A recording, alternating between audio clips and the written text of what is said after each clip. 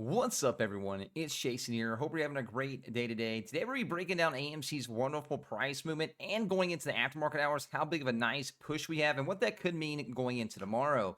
Also, want to break down what some hedge funds right now are saying about AMC and how that actually makes me put a more bullish movement on AMC going forward. If you could, make sure to smack the like button down below. And obviously, help out this video helps out more people learn about AMC and stay up to date with all the news going on in the market. And if you're not a sub, make sure you guys smack that sub button, hit that bell notification down there, and let's get right into it. Real quick, if you want, I'm using Weeble. There's a link down in the description down below. Click on that link, sign up right now. You put $5 onto the platform, you get 2 free stocks worth up to $2,000 right now, and you get these tier 2 NASDAQ views for 3 months. As you can see, today was an amazing day, guys. We were up 7.69% on the day, and that led us to a ending today at $36. Now, on aftermarket hours, we had a nice big push in aftermarket hours. We had an aftermarket high of $39.87, but again, we did end today at $38.13, another $2.13 up, and that's a plus 5.92% on the upside there in the aftermarket hours as well. This is really, really good news, guys. I said yesterday, look, if we could bounce before we get to $30, because I know a lot of people were saying, hey, look, we could get to 24, which 24 would have been another line to be looking for, right? Receive some resistance and see some bounce off of. But I thought, hey, look, if we can bounce off before 30, before we break down below 30, this would be really nice. And today, guess what? We bounced off 31.10 right there this morning on this low right here, 31.10. And then from there, we had an intraday high right here, right around $37.40, which is really, really, really, really great. And again, right now in aftermarket hours, we are up to $38.13. Guys, this could be really, really nice leading tomorrow. It would be really good tomorrow to see if we can get back up to the old resistance line right around $42. I know it's only four more dollars, but I do know there's going to be some resistance tomorrow to try to push us back down because, again, right now hedge funds want us to be selling off. And we're going to go over some of these articles that are going on from 1623 Capital and others right now that are trying to spread a lot of FUD going on to the market, especially for AMC right now, because they do not want to see us get AMC back up and get this movement back going. We had really, really good numbers today. The volume today was right at 200 million on the volume here today, which is really, really good. 199.58 million. That is amazing. Tomorrow, if we can even get half that, around 100 to 120 million, and it's a nice, say, 55 to 60% buys, that's going to be really, really good. And it's just push AMC back up to above the old resistance line, right around $42 plus. That would be amazing. If we go higher than that, even better. Looking at trade alerts really quick, we did have 3 big print orders come through today. So one came through at a price point of $32.39, and that was for 789,000 shares. And that was at 9:30 a.m. Eastern Standard Time this morning for $25.5 million. It's a big, big, large print order. We had another one come through at the $36 price tag this morning for 147,000, almost 448,000, and that was for 5.3 million. And then last but not least, right before market close, we had another big one come through for 120,000 shares at a price point of $34.98. And again, that was for $4.2 million. Now, remember, guys, these shares could be bought up by hedge funds through these dark pools, and within, say, a week or two, these will probably get dumped back onto the market if that was to be them right now. It seems to be their menu there. It's what they've been doing a lot. So just remember that doesn't mean that's what it is, but remember those things can definitely happen, and then that they use FUD, and then they try to get people to sell off even more after that. So looking over here at Stock and Tracker, there is currently 58,311 in the money calls. Now, if we get back to $38, that would be another 10,555 call options that would be into the money as well, and that would put us back up above around 68. But I think we can get back above 40, right? I think we can honestly break above the old resistance line around 42 going into this week, and maybe even higher. I don't want to count anything out here. But again, we're looking really, really nice heading into tomorrow. Remember, guys, tomorrow is Friday, so it's the end of the week. So tomorrow we could definitely see some pushback from the hedges right now as well going into tomorrow to try to spread some more FUD, to try to get anybody they can to sell out of any kind of position they can right now. Now, obviously, the in-the-money puts has gone down. The out-of-the-money puts has gone back up. Really, really good there, guys. Let's keep that going there as well. And again, dark pool percentage numbers are insanely high. way, way higher than they should be at 63.4% of all orders yesterday went to the dark pools, and currently a short percentage is at 36.8%. But again, remember that's going to be fluctuating anyway. And I do think, though, the short percentage is somewhere probably around 40 to 50% as well.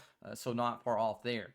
Now, I know we go through a lot of the ups here, guys, but I do want to talk about some of these FUD articles we have been coming out with right here. So 1623 Capital wrote this article right here. It says 8 lies that have fueled the AMC Entertainment pump and dump scheme. Now, you guys all know Sean Williams. He writes lots of nice FUD articles on AMC. But this one right here, man, literally when I read it, it honestly made me spit my Coke out. I had some Coke in my mouth, spit it out. It even came out my nose. It burned a little bit. You guys know what I'm talking about there. So key points, retail investors have gone bananas for AMC, but they'll use decipher tactics to attract fresh capital. Oh man, it's ridiculous. History has conclusively shown that all pump and dump schemes end poorly. So they're still saying this is a pump and dump, that the fundamentals here, yada, yada. And as soon as I hear fundamentals, man, it's just, I almost stop listening because this isn't about fundamentals, right? Lie number 1, hedge fund short selling bankrupts companies. Now, what they're saying here is the whopper of all lies. Exchange on message boards via YouTube is the idea that hedge funds short selling is somehow responsible for bankrupting companies. Now, the problem here, guys, is we're going to read this and I'm going to explain why this is not true and why they do this and how they do want to bankrupt companies. The reality is that operating performance of a company determines whether or not it thrives or goes under. There are plenty of companies whose share prices were under $1 that aren't bankrupt, and there are companies that share prices north of $1 that ultimately file for bankruptcy. Protection. Investors who choose to or short sell stock are simply betting on the outcome. They don't control or influence how well or poorly the underlying business performs. Put it another way, if I buy $1 billion of Apple stock tomorrow, I might help lift its share price, but I've not improved its sell or profit potential.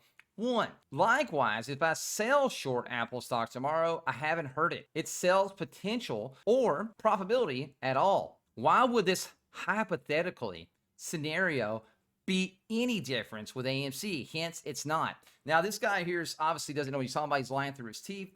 The funny thing is, guys, is when you short a company, and guess what? You know what? They don't just short a company. They go out and they spread lies about the company throughout the market. It makes people sell it. And guess what? And they go to, you know what the market's made for, right? The market's made for these guys to go in and raise some capital. Like AMC needed to raise capital, right? A lot of their theaters were shut down due to the pandemic, yada, yada. One of their best ways to get money, obviously, other than going in and getting loans, which you can only get so many loans, is through the marketplace. Which you can't do that when you have hedge funds out there spreading lies about your company, out there doing this and that, manipulating the markets to make share prices go down. And eventually they want this to get down to zero, because if a company goes bankruptcy, they don't have to buy those shares back. They get to keep all that money because the company went bankrupt, right? So just remember that. This right here is the mother of all lies from this guy, right? The mother easily to look at and say, hey, that's a big lie. Lie number 2, shorts have to cover. So another dose of misinformation from AMC Apes is that short sellers of the stock have to cover. Specifically, apes are implying that there's some level of urgency here and that the disorder from excessive covering will lead to the mother of all squeezes. The truth is the short sellers have to cover as much as apes have to sell their positions. In other words, short sellers can cover their positions at their leisure. This is ridiculous. If I buy shares, right? If I buy shares, I don't have to go out and pay margin and all this stuff. Guess who has to? Shorts.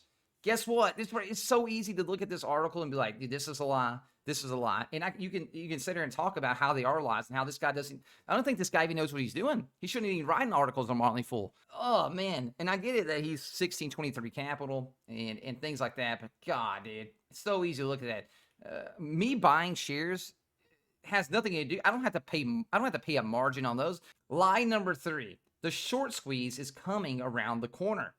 Now, he goes on here about how the short squeeze, how we're making videos saying that short squeeze is coming. Eventually it's going to come, right? Yes, eventually it is going to come when they buy back in. He's saying the thing's never going to come, right? He's saying this is yada, yada. Again, nobody knows when it's going to happen. If anybody tells you when it's going to happen, they don't know either. They're taking a guess, right? This is YouTube, though. This is media. There's going to be a little bit of clickbait here and there. It's just how it is. But at the end of the day, The short squeeze is eventually coming around the corner, right? This right here is another lie on him as well. Line number 4, fundamentals don't matter. Now, again, he's saying that we're saying fundamentals don't matter. And when a thing like this, a stock like this, right? So fundamentals do matter on certain stocks, right? When a stock is shorted to death over and over and over again, it's beat, beat, beat, beat, beat. And we go to prop this thing up and these shorts are losing money. Guess what? The fundamentals don't matter. Shorts buy back in, the stock price goes up. Fundamentals don't matter. They don't right now. It'd be different if we're talking about if we're talking about like Apple or something like that, right? Obviously, fundamentals matter there. But when you're talking about a momentum stock, the fundamentals aren't the same. When you start talking about fundamentals on the stock, that's when you just lose me, right? It's when you lose me there. Hedge funds control the mainstream media. Guess what? The hedge funds do control a lot of stuff.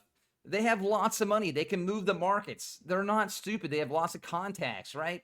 We see this right here. Motley Fool, aka, has a hedge fund, right? 1623 Capital. Easy. Guess what? There you go. Very easy, to debunk that one. Line number 6, you're obviously short. Now, this is more of like people memeing on people, right? I don't think this guy gets how the internet works. The internet loves to meme on you. If you're sitting there saying the stock price is going to go down over and over again all the time, beating it down or talking about fundamentals and AMC, obviously people are going to say, obviously you're short. They're memeing on you, bro. They're memeing on you. And at the end of the day, I mean, I'm sure half of them are short on AMC or they have puts, right? It's just how it is. They're not gonna disclose that, but people on Twitter are gonna say that a lot.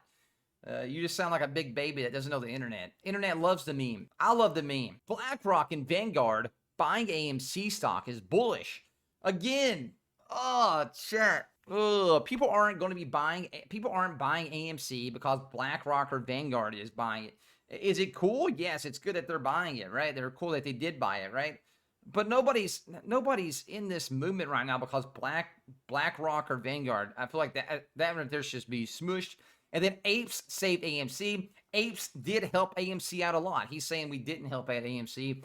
Obviously, we did. They raised lots of capital. Very, very low minimum of dilution, right? Because the stock price is up because of us. Like they would have had to have at the stock price that the hedge funds wanted it under $1, right? For them to raise as much capital as they did, they would have had to absolutely demolish AMC stock with dilution if it wasn't for us. So again, another easily told lie there. But hey, you guys make your own guess. What do you guys think? Let me know down below what you guys think about that article. Dude, when I read that, I was just like, oh my goodness. I do hope everybody's had a great day today, though, man. It's been a great day in the market. AMC bouncing back. It's been very, very nice. After this little down push we had off the CPI data across the market. If your other stocks are up, I hope they are a little bit today, or at least, stayed even there. I do appreciate everybody's love and support yesterday. Obviously, if you guys are wondering why this video right here is going out late, it's because we're spending as much time with my grandmother as we can. Obviously, she's in late stage of bone cancer right now, and she's obviously bedridden, and they're only giving her, maybe a week or so to live max. So things are looking pretty bad right now. But again, I appreciate everybody's love and support. And again, I wish I could be here, live streaming as much as I can and putting out videos, at a regular time. But hey, if I get a live stream in when I can, I will. If I can get a video out on time, I will. But right now, man, family is number one to me always, and that's just how it's always going to be. I hope you guys, feel the same way about family as I do. If you don't, hey, I'm family. You guys are family to me. And I appreciate you being here, and I appreciate you guys supporting everything we do. And I appreciate anybody who likes and comments down below. It definitely helps out the videos. Anybody who's sharing them on Discords and Reddit and everywhere else, appreciate you as well. Again, you guys are amazing. The best community, honestly, best community on YouTube ever, right here, right now. I appreciate you guys. I'll see you guys in the next video, aka tomorrow. Peace out, fam. Stay safe.